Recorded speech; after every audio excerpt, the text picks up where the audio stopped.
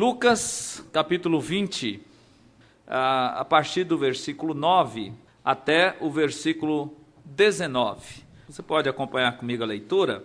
Vamos ler todos a uma só voz a bendita palavra de Deus que permanece para sempre, que é viva e eficaz. E começou a dizer ao povo esta parábola: certo homem plantou uma vinha e arrendou-a a uns lavradores e partiu para fora da terra por muito tempo.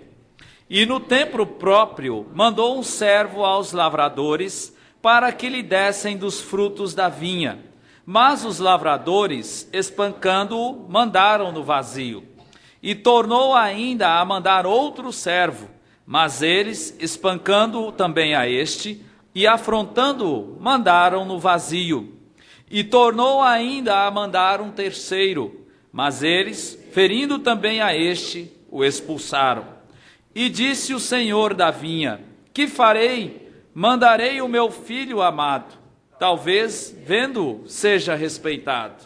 Mas, vendo os lavradores, arrazoaram entre si, dizendo: este é o herdeiro. Vinde, matemo-lo, para que a herança seja nossa.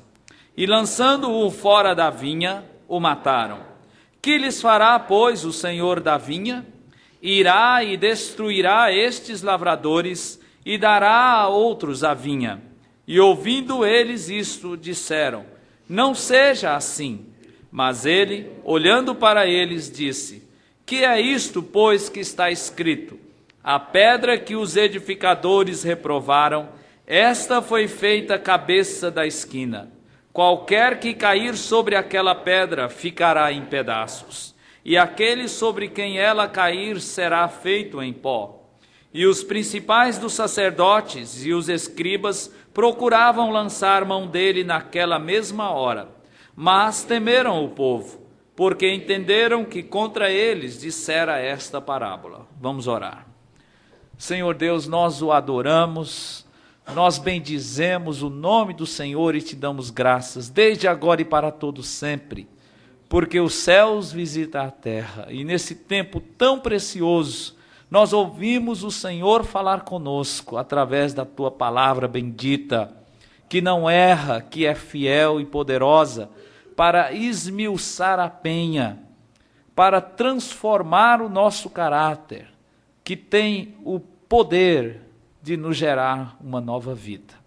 Então nós o adoramos, porque a tua palavra mesmo nos diz: bem-aventurado aquele que lê e aquele que ouve as palavras da profecia deste livro e as guarda, porque o tempo está próximo.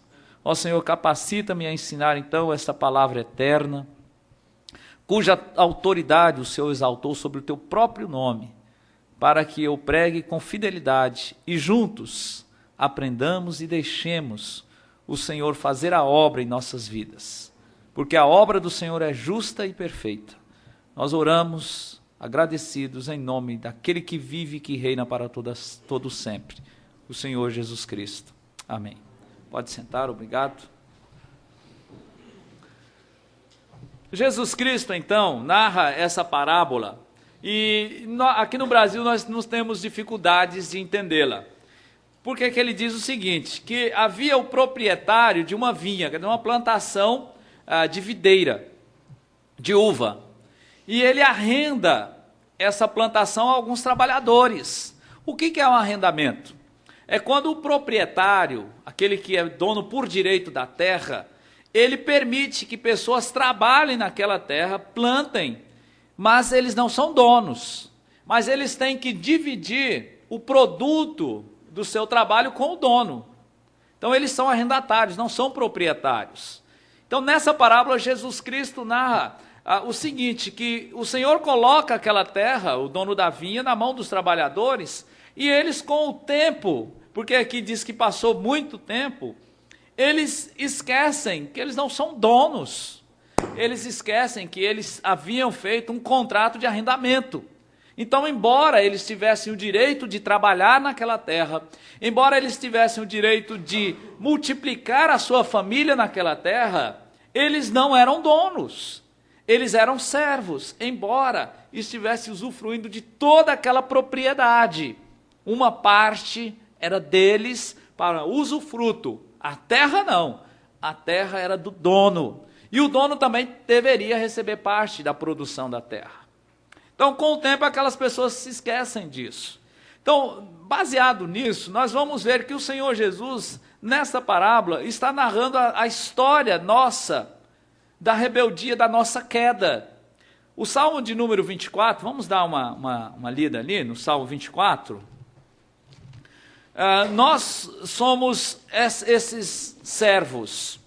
O Senhor Deus é o proprietário da vinha, é o Senhor que é o proprietário de tudo. Mas nós, devido ao nosso tempo, nós começamos a achar que somos donos das coisas. Veja só o que o Salmo de número 24 diz. O título dele aí, não é? É o domínio universal de Deus. Deus é dono de todo o universo. E no versículo 1 diz assim: do Senhor, aqui ele está dizendo a quem pertence. Do Senhor é o quê? É a terra, o nosso planeta, e a sua plenitude, quer dizer, tudo o que tem na terra. Aí ele volta a dizer isso, ele volta a repetir: o mundo e aqueles que nele habitam. Então, ao Senhor pertence todas as coisas que há na terra, e também os habitantes da terra. Isso inclui tudo, inclusive nós, seres humanos. Então, nós vivemos no mundo, usufruímos do mundo, e nós estamos acabando com esse mundo, né? Apocalipse diz, sabe o quê? Que vai chegar a época em que Deus vai destruir aqueles que destroem a terra. Porque essa terra pertence a Deus. Não é nossa propriedade. Mas quantos de nós, todos nós, né, nos esquecemos disso e começamos a achar que nós podemos fazer qualquer coisa que der na teia, né? Faço qualquer coisa, ninguém tem nada a ver com isso. Achamos que Deus também, Deus não está nem aí, porque no final das contas, ele é aquele paizão que vai abraçar todo mundo, né, fazer um grande churrasco e acabou, vai esquecer, vai ficar por aí. Mas a realidade bíblica não é essa. Nós não podemos esquecer que nós vivemos no ambiente de Deus. É como se nós vivêssemos no quintal de Deus. Na realidade não é nem quintal, a Bíblia diz que a terra é o escabelo dos pés de Deus. Sabe o que é isso? Escabelo era o lugar onde o rei colocava os seus pés para descansar. A terra é como se fosse o lugar de descanso dos pés de Deus. Então nós vivemos no ambiente de Deus e ele diz, olha, Deus é o proprietário de tudo. E ele diz a razão no versículo 2, porque ele afundou sobre os mares e afirmou sobre os rios, porque ele é criador. Ele é proprietário de tudo e de todas as coisas. Nós vivemos no ambiente de Deus. Olha o que Atos, no capítulo 17, você continua segurando em Lucas 20, Atos capítulo 17, o apóstolo Paulo estava na cidade de Atenas pregando, e lá havia o que a gente conhece como arenas, né? Hoje nos nossos teatros, né? Inspirados naquelas arenas, eram praças públicas, e nesse lugar chamado Areópago, onde as pessoas, se tinham algum ensinamento de filosofia, de ideias, eles davam um tempo para as pessoas expressarem o seu pensamento, a sua ideia, a sua doutrina. Aqueles atenienses ali não tinha muita coisa para fazer não, né? Tem muita gente que passava o dia inteiro ali só ouvindo coisas. E o apóstolo Paulo começou a pregar por volta lá sobre a ressurreição, sobre Cristo e sobre o Messias. E até que chegou ao ouvido do líder aí do Areópago e deu a oportunidade. Falou, nós temos ouvido umas coisas estranhas aí, queremos que você então tenha a oportunidade, fale para nós o que você tem pregado. E quando ele chegou em Atenas, ele viu, e no Areópago parece que tinha no local lá, altares erguidos para os deuses de diversas nações que os atenienses conheciam. E eles pensavam assim, de uma maneira até esperta, né? Eles pensaram, olha, vamos erguer altares para os deuses das nações. Por quê? Porque dessa maneira nós vamos conseguir o favor dos deuses dessas nações. Então, se o Brasil existisse naquela época, como o Estado hoje, né, teria provavelmente, do Brasil católico, né, uma imagem da Aparecida ali, né? Porque falaram, vamos construir, vamos deixar lá Aparecida, Guadalupe, isso tudo. Porque eles diziam, ó, então vamos homenagear todos os deuses. E um deles, então, teve uma ideia. Peraí, mas e se a gente estiver esquecendo de algum desses deuses aí? Ele vai ficar bravo com a gente, vai ficar enciumado. Aí o outro teve outra ideia, falou, então vamos fazer o seguinte, vamos fazer um altar e não vamos colocar imagem nenhuma, e nome algum, porque a gente não conhece quem é, então não vamos fazer imagem. Nós não sabemos, como não conhecemos, não sabemos o nome, vamos fazer o seguinte, vamos escrever nesse altar o seguinte, ao Deus desconhecido, ou ao Deus que nós não conhecemos, e não vamos pôr imagem. Então que ele se satisfaça com isso. E o apóstolo Paulo, então, quando viu aquele altar, ele pegou aquilo como um gancho. Ele falou, olha, eu vi esse altar, e esse Deus que vocês não conhecem é o Deus que eu prego. É o Deus que eu estou pregando. E ele pregava quem? O Senhor Jesus Cristo. Então, no capítulo 17, versículo 23, o apóstolo Paulo diz assim, porque passando eu e vindo os vossos santuários, Atos 17, 23, achei também um altar em que estava escrito ao Deus desconhecido. Esse, pois, que vós honrais não o conhecendo, é o que eu vos anuncio. Versículo 24.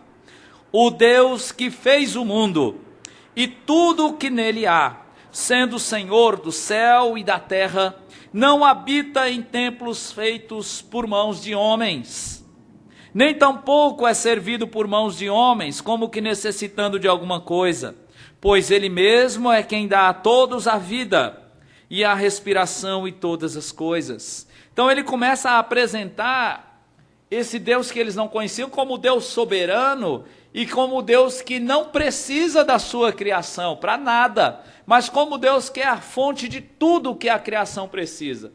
E nota que eles não estavam pregando para pessoas ignorantes, entre aspas. Ele estava pregando para filósofos, pessoas, grandes pensadores, que tinham esquecido a noção de Deus, que tinham perdido o conceito real de Deus, achando que Deus precisava do homem, como muitas vezes nós pensamos nisso, né? Eu já havia dito desses adesivos que tem nos carros, né? Uma figura assim, como se fosse Jesus apontando, né? Eu preciso de você.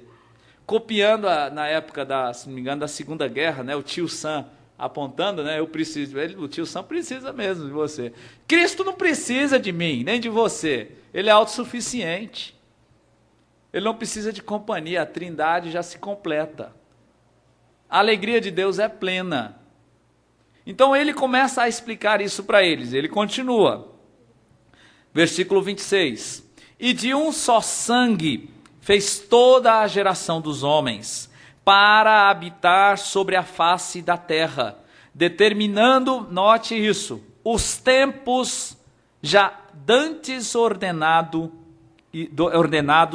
e os limites da sua habitação. Agora, o que Deus coloca, o que o apóstolo Paulo coloca aqui? Olha, Deus é que criou todo mundo. A teoria da evolução tenta tirar Deus, e nós vamos ver na parábola, que é isso que o homem na rebeldia tenta tirar Deus da história. Só que a história perde o sentido sem Deus. Então ele diz, Deus criou a raça humana e já determinou os tempos. Nós temos um tempo que está correndo. A Bíblia diz em Hebreus capítulo 1, versículo 1 e 2 até o 3, que nós já vivemos os últimos tempos. Os últimos dias começaram com o nascimento de Jesus Cristo. Então Deus já tem determinado um tempo para o mundo. Para a teoria da evolução, a Terra foi criada há 4 bilhões e 500 milhões de anos e nós nunca vamos acabar, né? Apesar do mundo estar desmoronando, vamos continuar até onde dá. Parece que eles querem dar uma impressão de que nós não temos nenhum tempo determinado. E os limites da nossa habitação. Aquela parábola, então, falando de nós. Deus é o Criador e deu ao homem o planeta Terra. E determinou ao homem também um tempo. E não parou, Deus deu ao homem também o objetivo de vida. Veja só o que ele diz no versículo 27. Por que ele largou? Não, né? Deixou o homem na terra, versículo 27. Para que buscassem ao Senhor. O objetivo da nossa vida, então, é ter comunhão com o Criador. Gênesis capítulo 1, quando narra sobre a criação do homem e da mulher, e diz que Deus criou o homem e a mulher conforme o quê? A sua imagem e semelhança. Então, se Deus fez isso só com o ser humano, a Bíblia não diz isso para anjos, a Bíblia não diz isso para animais, a Bíblia só diz isso para os seres humanos. Portanto, nós fomos criados, se fomos criados com o espírito, com o corpo, o nosso objetivo é o quê? É termos uma comunhão com o nosso Criador. E se fomos criados à imagem e semelhança também dele, nós temos como alvo, além dessa comunhão, refletir a sua imagem e semelhança, isto é, refletir a glória do Criador na nossa vida. Então, o objetivo da vida do homem no mundo foi buscar a Deus, ter comunhão com Deus. Por causa do pecado também nós esquecemos isso. O apóstolo Paulo está relembrando aqueles atenienses. Continua vendo ali no versículo 27. Se porventura tateando o pudessem achar, ainda que não está longe de cada um de nós. Então, tateando, ele está falando por causa do pecado. O que o pecado fez conosco? Nos cegou. E aí o homem começa, igual o cego, né? Onde é que está Deus? Como é que é Deus? Deus é uma força ativa, né? Deus é isso. Deus é tudo, tudo é Deus. Deus está em você, Deus está em mim. Deus é assim, Deus é assado. Então Deus é desse jeitinho, desse tamanho, dessa altura. Então o homem começou a fazer imagens de Deus, não só físicas, também mentais. E a partir disso começou a criar, inclusive, religiões, sistemas religiosos, porque o cego tenta fazer, igual aquela história do elefante, né? Eram alguns cegos e colocaram um elefante na frente deles, no meio desses cegos. Aí cada um agora de vocês tem que falar alguma coisa. E aí um pegou na perna e falou, o elefante é assim. Um pegou no rabo, não, o elefante é assado. Outro pegou na tromba, não, o elefante é assim.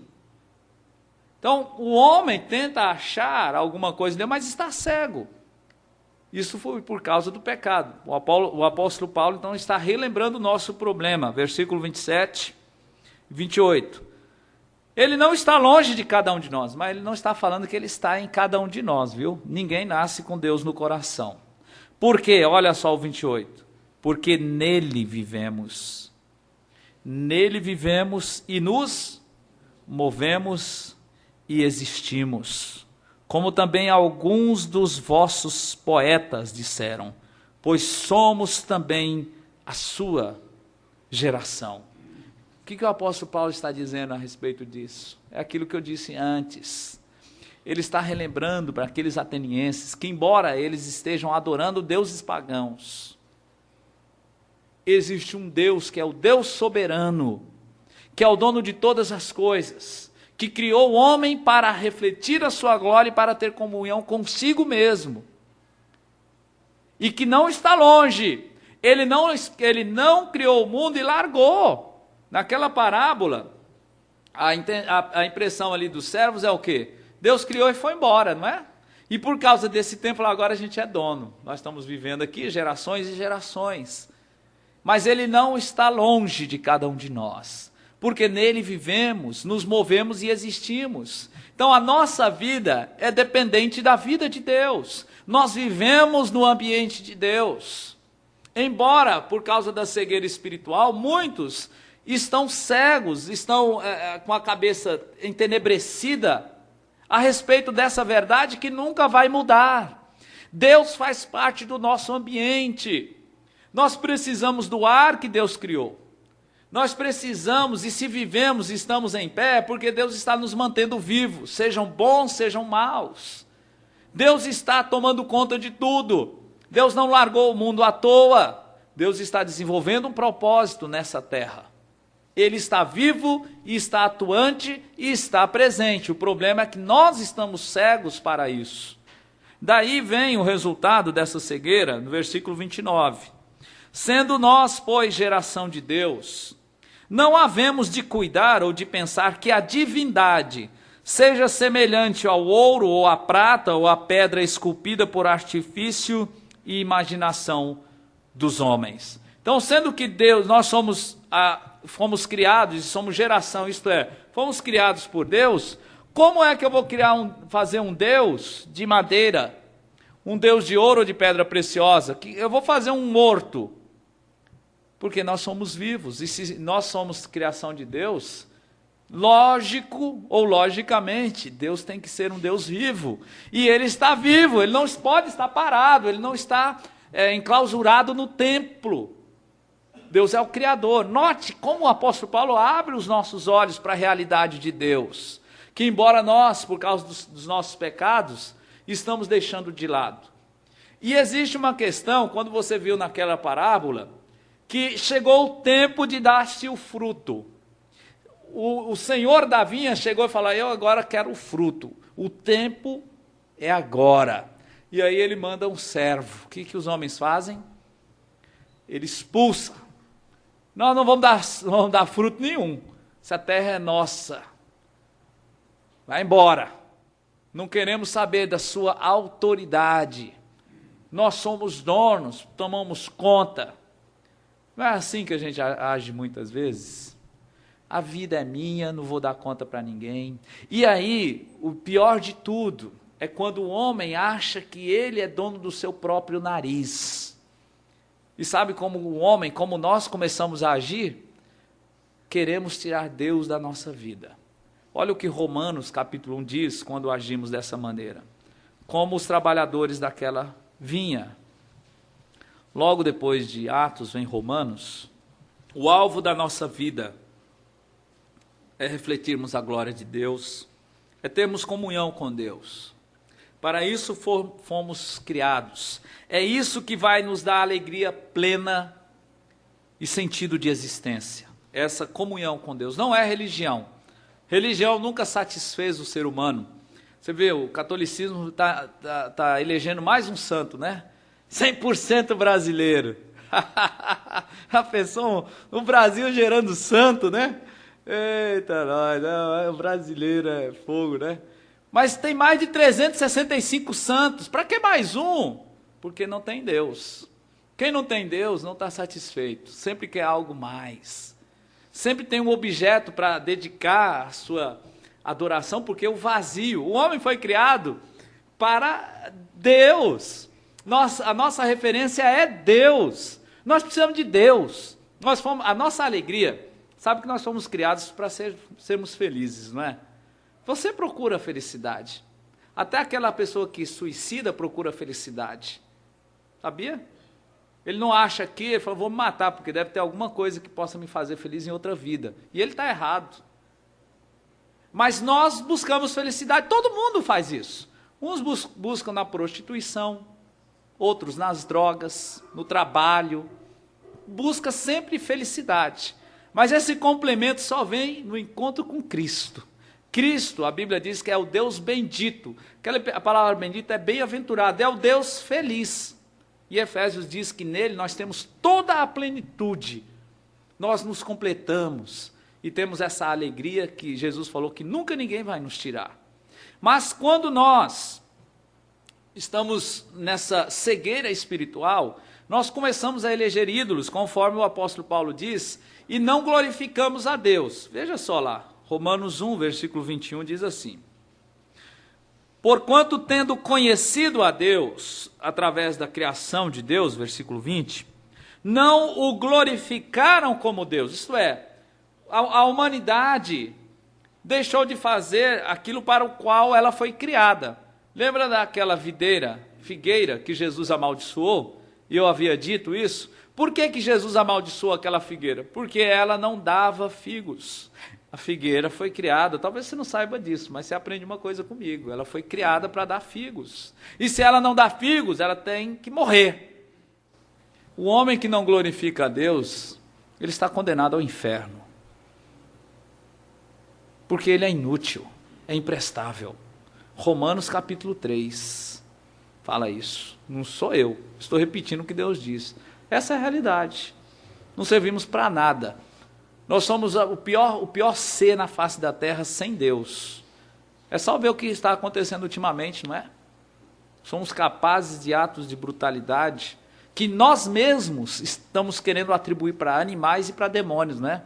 Quando vemos o que aqueles jovens fizeram com aquela criança, são animais. Não, ele é um ser humano. Estava endemoniado. Não. Ele fez sabendo o que estava fazendo. Nós somos terríveis sem Deus. Somos terríveis. Olha lá. Não glorificaram como Deus, nem lhe deram graças antes em seus discursos. Esses discursos aqui, nessas discussões filosóficas estúpidas, se desvaneceram. E o seu coração insensato, já era um coração tolo, fez o quê? Se obscureceu. Dizendo-se sábios, tornaram-se loucos. Mudaram a glória do Deus incorruptível. Agora, em semelhança da imagem de quem? De qual ser? Do homem. Então nós não queremos Deus, vamos começar a falar sobre Deus, qualquer coisa menos o que Ele mesmo quer que saibamos. E vamos eleger alguém no lugar dele, afinal de contas. Primeiro, um homem. Que tal um homem? Um bombadão, um velhão, sei lá o que for. Vamos fazer a imagem do nosso Deus em semelhança de homem corruptível. É só olhar os deuses da história, né? Os deuses gregos, imorais, adúlteros, mentirosos, não são todos eles assim? São esses heróis que o Hollywood também inventa, né? Mas é um reflexo da mente humana, os deuses inventados pelos homens. Aves, quadrúpedes e répteis, tudo isso é Deus. O que acontece? Por isso também Deus os entregou às concupiscências de seus corações, a imundícia para desonrarem seus corpos entre si. A sequência é simples, terrível, mas é simples. Não queremos Deus porque Deus é santo. Então elejamos uns deuses para nós que sejam tão corruptíveis quanto nós.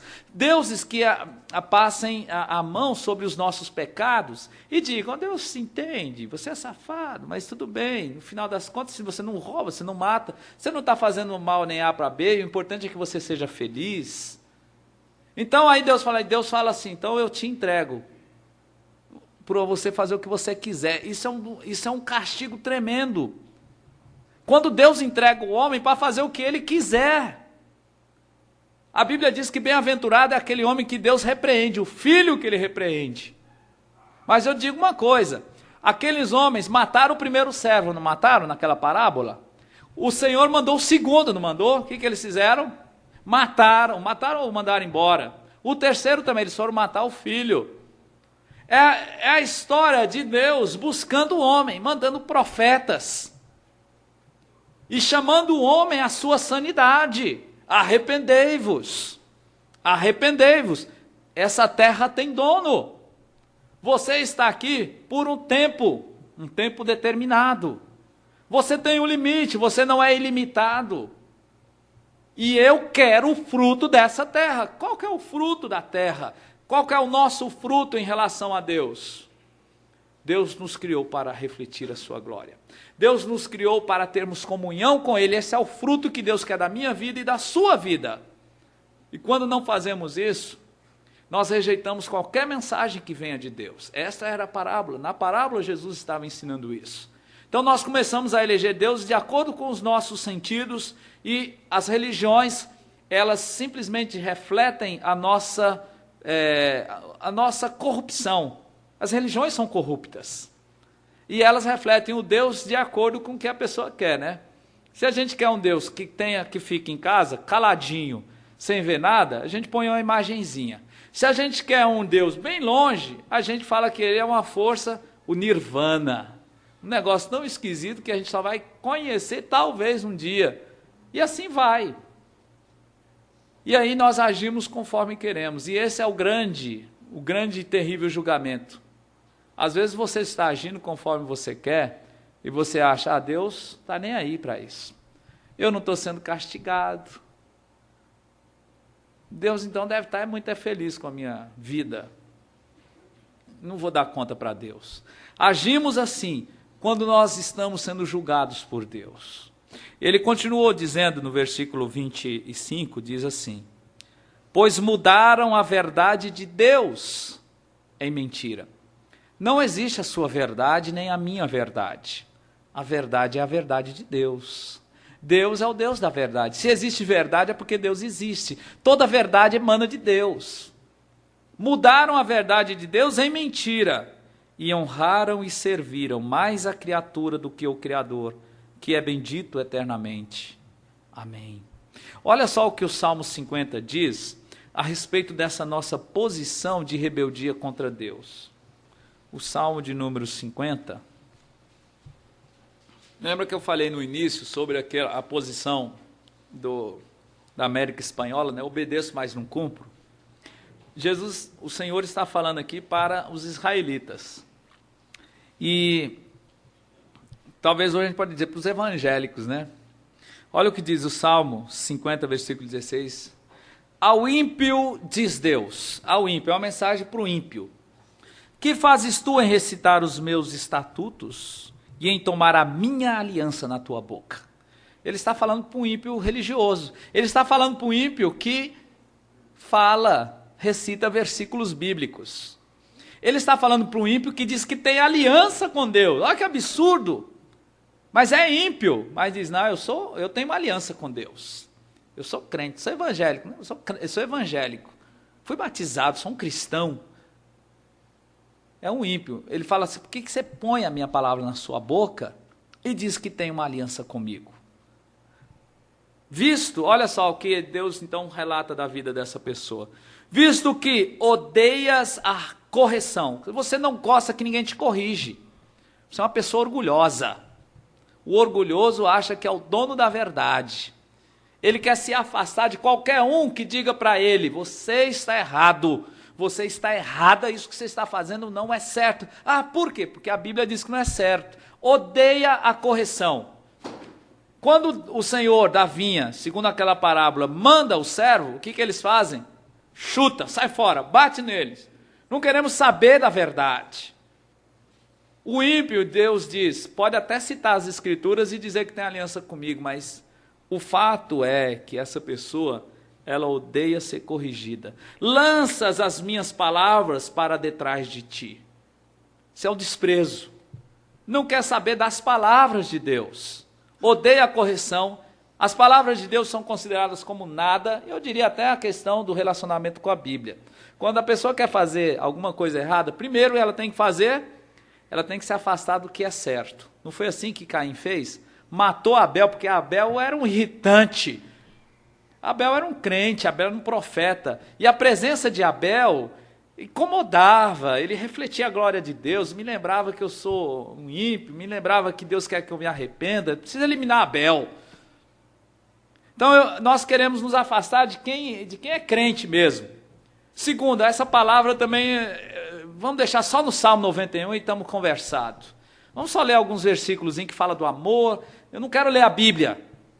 As palavras de Deus vão para as nossas costas. Quando vês o ladrão, consentes com ele.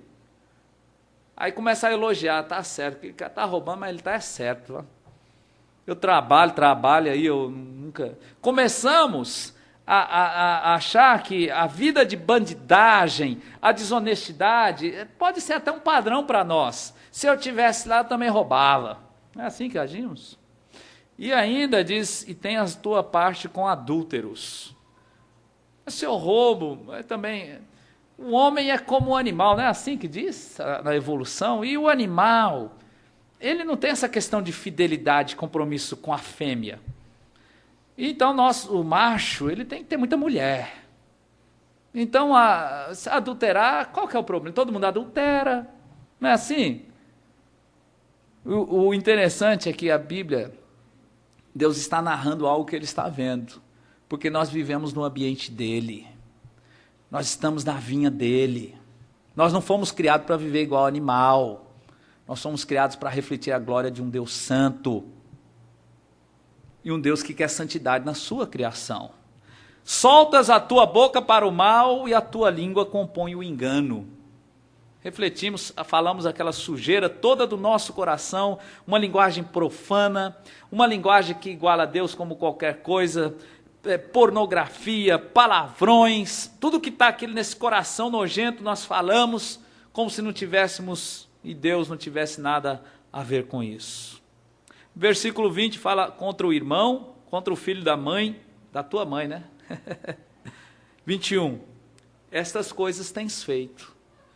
Olha, eu quero dar uma pausa aqui. Talvez isso que a gente está falando, talvez está fazendo parte da sua vida. Deus está falando, olha, tudo que eu estou dizendo que você tem feito, essa coisa você tem feito. E qual é a mensagem de Deus? Eu me calei. Pensavas que era tal como tu. Porque eu fiquei quieto, você achou que eu sou como você. Um corrupto. Um juiz que não julga. Quando aqueles servos mataram o primeiro servo do Senhor, quando os agricultores mataram, foi uma vitória do mal, não foi? Foi ou não foi? Beleza, matamos, quer dizer, expulsamos, não vamos mais dar. Você sabe que às vezes a gente vê o mal prosperar, não vê? Vê sim, é terrível, não é? Quando a gente vê, não só no âmbito do governo, né? O mal prosperar, ascender lugares assim que nos deixam envergonhados, bandidos, né? Vivendo como se fossem reis na terra, porque Deus não está julgando. Aí as pessoas pensam, Deus é como eu, então não vai acontecer nada. Aí Deus falou, você tem feito isso, porque eu me calei. Você pensa que eu sou como você. Mas eu te arguirei. Eu vou argumentar com você. Então talvez, usando essa palavra, Deus está falando ao seu coração hoje, fazendo você pensar. Você está plantando uma vinha e vivendo uma vida no quintal de Deus. Você e eu, ele diz assim, eu as porei por ordem diante dos teus olhos. Eu vou colocar na ordem das coisas, tudo que você tem feito. Em suma, se você pensa que tudo que você faz vai ficar escondido, não. Se você pensa que eu vou deixar essas coisas passarem, a resposta é não. Eu vou arguir você, eu vou te questionar. E como prova, eu vou pôr tudo isso diante dos seus olhos. Não, é uma coisa que dá medo, dá não? Você já viu quando passa na televisão, aqueles bandidos, né? Passou esses dias aí, né, o farmacêutico vendendo um remédio para aborto, que era proibido.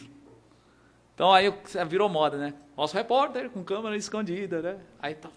Aí depois vai o repórter com cara lavada, né? Você tem esse remédio? Não. Você não vende? Nunca vendi. Vendi uma época atrás, mas nunca vendi. E lá, tá lá, ó. Pá. Sabe que isso vai acontecer? Eu vou te arguir, eu vou colocar a prova, de maneira que Romanos 3 vai se cumprir. Nenhuma boca se abrirá perante Deus. Porque Deus é a testemunha ocular. E registra tudo. Apocalipse 20 fala, né? Abrir-se-ão os livros. Ouvi, pois, isto, versículo 22, vós que vos esqueceis de Deus, para que eu vos não faça em como? Em pedaços, sem haver quem vos livre. Olha, Deus está nos chamando ao arrependimento. Preste atenção nisso. Deus talvez está usando pessoas para te chamar ao arrependimento, mudança de vida. A toda a humanidade Deus faz isso.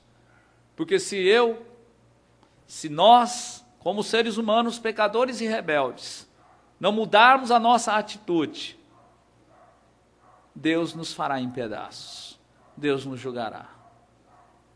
A mensagem de Deus é que Ele vai lançar essas pessoas no lago de fogo e enxofre. E sabe o grande problema nosso? Pode qualquer um dizer o contrário. Morreu, acabou. Mas a Bíblia não diz isso. A Bíblia diz que nós fomos criados à imagem e semelhança de Deus e, portanto, temos um espírito que tem princípio de existência, mas não tem fim de existência.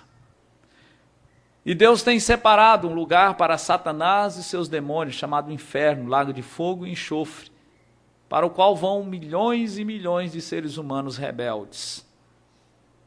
E eles pecaram contra um Deus que é eterno. Eles pecaram contra uma lei que jamais será revogada. Portanto, a penalidade também será eterna, porque foi contra o Deus eterno contra o qual pecamos. E só o eterno Deus, se fazendo homem, poderia pagar de uma maneira efetiva e para todo sempre o preço pelos nossos pecados na pessoa do Senhor e Salvador Jesus Cristo. Então, quando Deus nos visita, mostrando os nossos pecados, arrependa-se, mude a sua vida, porque eu o julgarei. Na parábola, antes da destruição daqueles homens rebeldes, o homem, o dono da terra, manda o seu filho. E em seguida, ele julga aquelas pessoas. Jesus já veio. Jesus voltará. E ele começará o seu reino eterno nessa terra.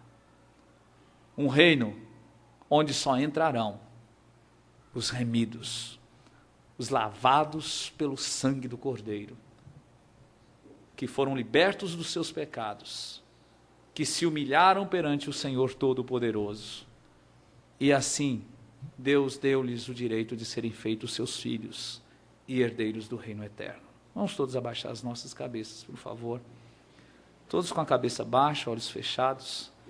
Eu gostaria que você aproveitasse esse tempo, talvez hoje, Deus está falando ao seu coração, através da Bíblia. E hoje talvez Deus está colocando isso diante de você, a sua maneira de viver, em rebeldia contra Deus, achando que você é dono da sua própria vida, e vivendo então de acordo com as suas vontades. Mas saiba de uma coisa que nunca vai mudar, hoje foi lido no Salmo 67, Deus está chamando toda a terra para louvar a Ele. Deus está chamando o homem ao arrependimento, ao seu próprio lugar. Talvez você está vivendo essa vida e você precisa de arrependimento no seu coração, mudar o seu caminho. E no fundo do seu coração, talvez você já até tentou, mas você precisa que os seus pecados sejam tirados, que os seus pecados sejam lavados, e o único que pode fazer isso é o Senhor Jesus Cristo. O único que pode transformar é o Senhor Jesus Cristo através do seu Espírito Santo. E o Espírito Santo só habita no coração daquele que os pecados são lavados pelo sangue do Messias, bendito o Senhor Jesus. Talvez nesse momento você precisa clamar a esse Deus que repreende, mas que chama ao arrependimento e à transformação para salvar, para ditar sentido de existência, de vida e alegria e perdão. Talvez aí onde você está, você pode dizer isso no seu coração para Deus: Deus, eu tenho sido esse rebelde. A minha vida tem sido uma vergonha.